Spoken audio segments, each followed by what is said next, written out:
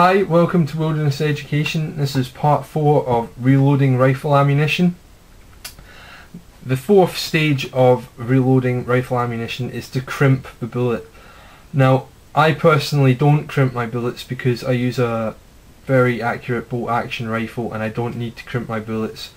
If you're shooting an auto-loading rifle, or if you're getting incomplete powder burn, then if you crimp the neck of the case to hold the bullet in there, it builds up higher powder pressures and completes the burn, and also with the stresses put on the bullet, put on the cartridge in the auto-loading process, if you don't crimp your bullet in place when the cartridge is fed into the chamber, it can be pushed back into the cartridge case if there is no crimp.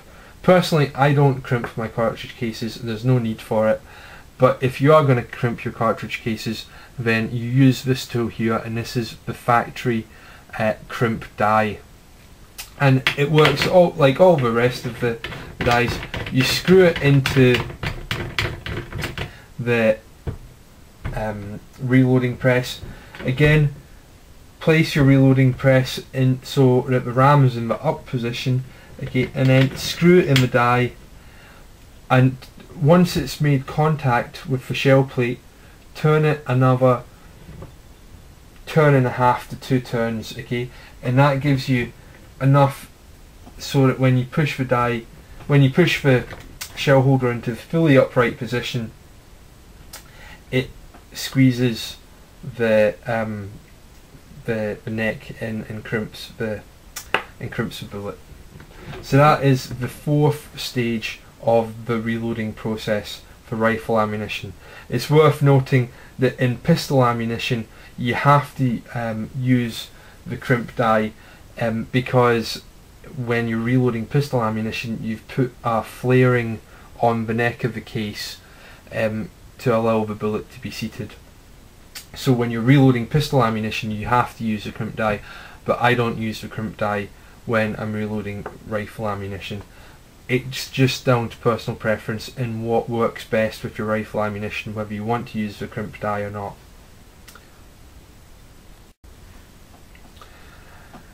So there you have it.